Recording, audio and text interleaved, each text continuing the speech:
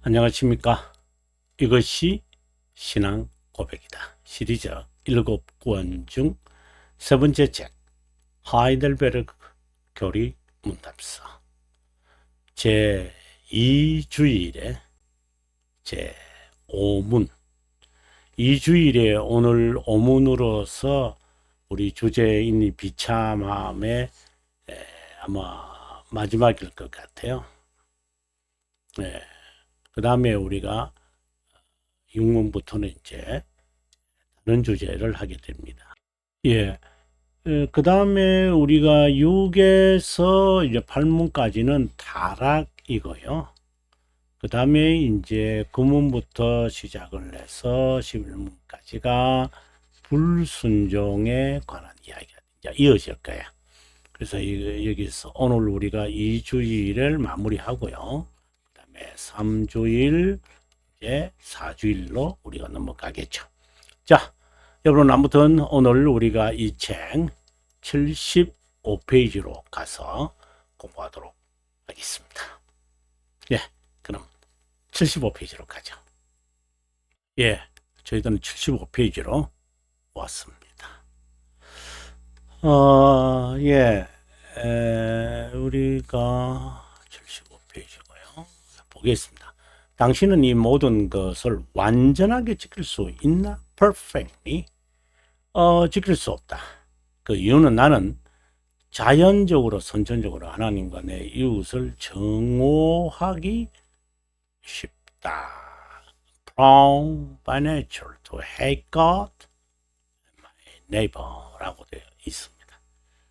단순한 답변인 것 같은데 제가 어떻게 길게 하고 있는지 한번 살펴볼까요? 하나님은 시간에서 아담과 생명의 언약, 우리가 지난 시간에 이 부분을 좀 배웠습니다. 순종을 조건으로 삼았다. 이것을 다른 말로 한다면은 표징된 것이다. 이렇게 우리가 배웠습니다. 이것은 심정에 새긴 구체적인 도덕법이다. 도덕법이죠. 구체적으로 뭐를 말했죠? 바로 이거죠. 이것은 표징이 되겠죠. 언약은 순종의 시험이었다. 바로 이것을 말하는 거예요. 하나님은 이것을 행하는 능력을 인간에게 부여했다. 너무나도 감사한 것입니다. 인간은 사탄의 미묘한 유혹 선동, 정말 너무나도 이 참 조심해야 될 부분 같습니다. 자발로 불순종했다. 아담은 자유의지를 사용하여 제 멋대로 불순종했다. 이것은 우리가 다음 시간에 이제 타락에 우리가 이제 6문에서 좀 자세하게 다루기로 하고요. 6문부터 우리가 이제 8문까지 이게 되겠죠. 살펴보기로 하고요. 불순종으로 빚어진 것은 불신앙에서 나온다. 그리고 타락시켰다. 타락은 세상에 무엇을 죄를 들어오게 했다.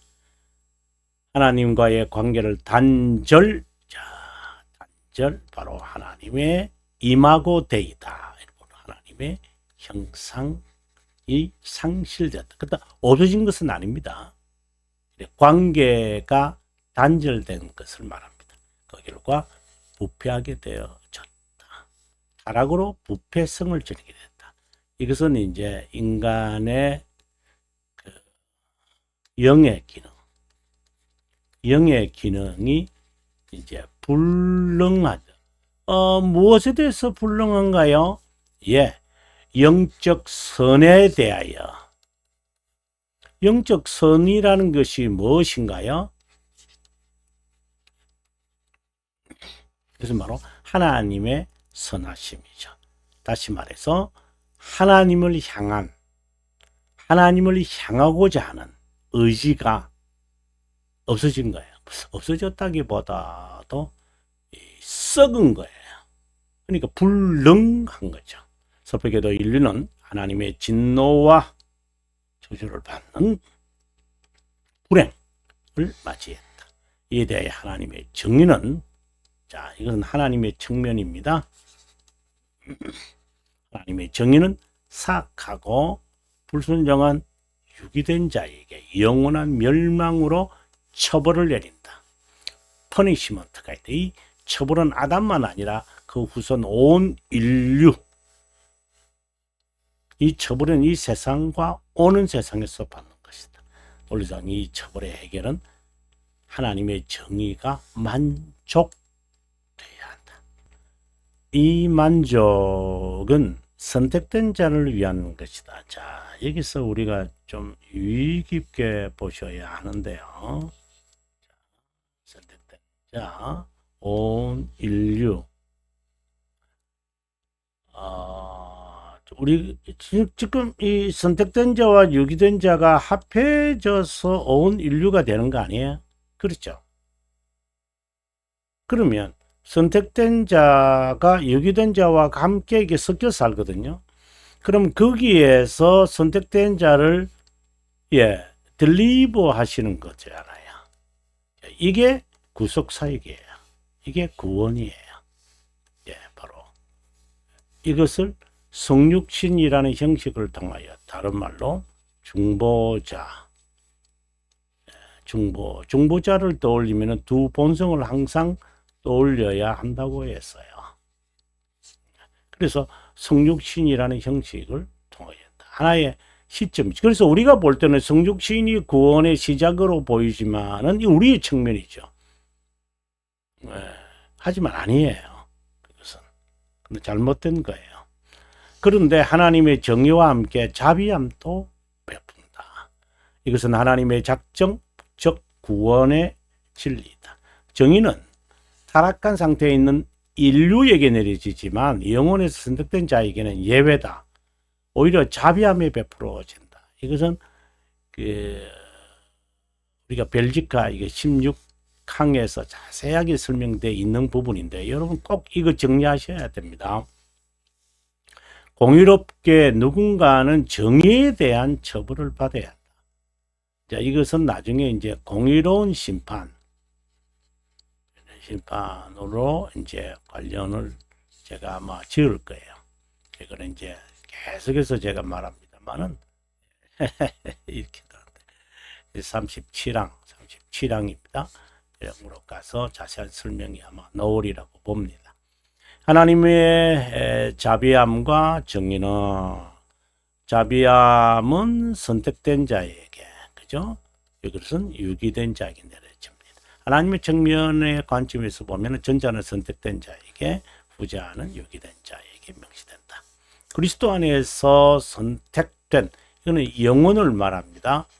선택된 자를 위한 하나님의 구원의 진리는 시간에서 구속 사역으로 나타난다. 이 사역을 우리는 복음이라고 말한다. 선택된 자는 성령 하나님의 이끄심, 부르심으로 그것을 수용함으로 믿음으로 구원의 길에 들어선다. 구속 사역은 시간에서, 인간 측면에서 보는 겁니다. 시간이니까 인간 측면이죠. 중보자 그리스도의 완전한 순종과 죽으심으로 하나님의 정의를 완전히 만족한다. 이 만족은 죄들을 위한 것이다. 우리들의, 즉 선택된 자들의 죄값이에요. 죄의 대가예요. 이 대가를 지불하시는 거예요. 이것은 아담의 불순종이 모든 인류에게 타락을 안겨다 준 것처럼 그리스도의 완전한 순종이 상당히 대조적이죠. 네. 이것에 대해서는 우리가 이제 사주간에서, 사주일에서 우리가 자세히 살피겠고요. 완전한 순종으로 의를 이루고 의를 선택하는 자에게 전가했다. 이것을 전가된 의의 전가라 부르고, 순종으로 이루었기에 전가된 순종 또는 순종의 전가라고 부른다. 이것은 칭의를 말하는 것으로 순종한 것처럼 여긴다는 것이다. 순종처럼 우리도 순종할 것을 암시한다. 그래서 내가 온전한 것처럼 너희도 온전하라. 내가 거룩하니 너희도 거룩하라. 라는 말씀과 관련을 짓게 되겠죠. 증거라고 할 때 의만을 말하면 안 된다. 이거는 육신문에서 아주 강조합니다. 또 육신문이 하이델베르크의 키 문장이라고 제가 강조했습니다. 의의 증가를 주로 언급하는 이유는 대표성 때문이다. 왜요? 의 자체가 이렇게 되어 있는데, 의가 바로 하나님과의 교제가 되어졌다는 선언이잖아요. 그러니까 죄 용서받았던 선언이거든요. 이거 화해라고 그러잖아요. 또는 죄 용서 이런 의미가 다 포함되어 있습니다만은 의의 선언이잖아요. 이제 영화로운 영광의 교제가 이제 이루어진다는 이제 선언이에요. declaration이죠. 이제 그것을 우리가 이루어가는 거죠. 그 이루어가는 그 상태를 신분을 신학상에서는 성화, 저는 거룩함 이렇게 말합니다만, 그리고 실제의 삶을 견인 이렇게 우리가 말을 하잖아요. 그래서 이 의라고 하는 것은 어떻게 보면 대표성이고 논리의 순서에 의하면 의가 먼저죠. 그 말을 지금 하려는 거죠. 의의 증가는 자비함을 베풀기 위해 하나님의 정의를 만족했다는 상징적 표현이다. 의를 증가하여 어렵게 여기게 한 것은 문자적으로 이것이다. 정의롭다는 말이에요. 정의롭다는 말과 칭의라는 말을 왜 그리스도의 의가 우리에게 증가됐잖아요. 근데 우리를 정의롭다고 한다. 상당히 흥미있는 거죠. 이제 여기에 우리가 풀어야 할 숙제가 있는 거죠. 자, 이 과정이 공의롭기에 공의의 심판 또는 공의로운 심판이라고 말한다. 그무는 공의로운 심판장이다. 공의로운 심판장이다. 이 말은 유기된 자와 선택된 자의 하나의 분리를 시킨다. 구별을 한다. 예, 그게 좋겠네요. 분리보다는 분리 그리고 구별시켰다. 이런 말이 좀 더 정확한 것 같아요. 그게 공의로움, 하나님의 공의가 드러난 것이죠. 복음에는 하나님의 의가 나타나서 공의가 나타난 거잖아요. 근데 정의의 나타남과 다르죠. 정의는 처벌을 요구하는 것이고 공의는 그리스도의 죽음이 이제 예상되어 있는 것이죠. 그죠? 좀 자세한 것은 이제 공의로운 심판에 대한 설명을 제가 이제 하나씩 할 것입니다. 1장 15장도 그리고 5장 6항에서 자세하게 제가 설명하도록 하겠습니다. 이것을 이해하려면 욥의 고뇌 과정을 살피는 것이 좋다. 하나님은 마귀 사탄에게 하나님의 자녀에게 시련을 줄 수 있는 한 주라고 한다. 욥은 사탄의 집요한 고난과 고뇌를 자녀, 아내, 질병만 아니라 주위 사람, 친구들에게서 받는다.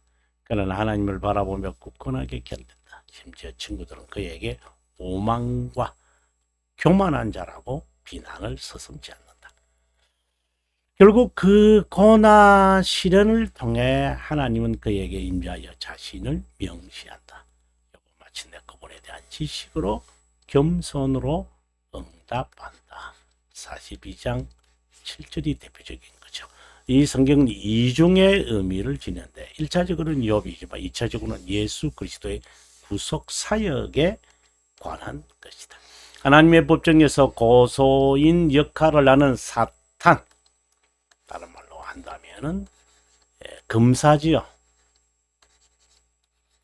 예, 검사예요. 검사, persecutor.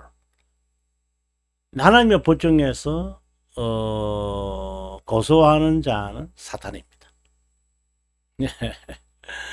이 모든 과정은 하나님께서 선택된 자에게 베푸는 자비합니다. 자비함은 영혼에서 아주 중요하게 다루는 말이죠. 영혼이니까 행위와 무관하게 되어졌죠. 영벌에서 구조하고 보존하는 것이다. Deliver, save 하는 거다. 중생의 경험을 한 자, 선택자는 중보자 그리스도께서 우리를 위해 죽으시고 칭의를 위해 부활하시고 영생을 주셨다고 고백한다.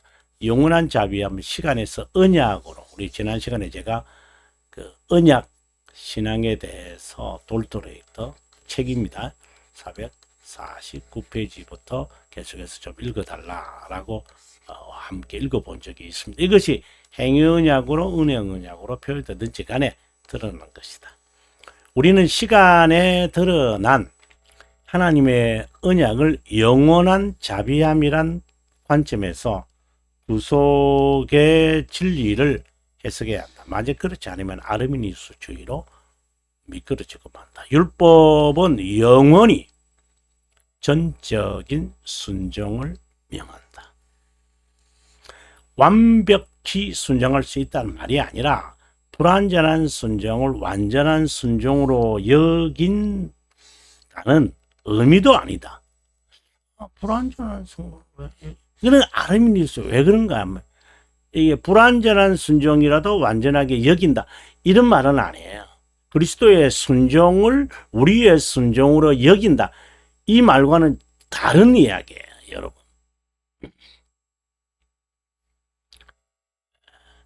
그 이유는 지킬 수 없는데 왜 하나님이 요구하셨을까? 펠라기우스파는 그러잖아요. 지킬 수 있으니까 요구한 거다. 아니요, 지킬 수 없는데도 요구하세요. 왜요? 그것은 부족함을 깨닫고 작은 것이라도 순종을 시작하기 위함이고, 죄성을 깨닫고, 우리가 지난 시간에 율법의 세 가지 목적에 대해서 우리가 산문 설명에서 제가 이걸 자세하게 설명을 했는데요.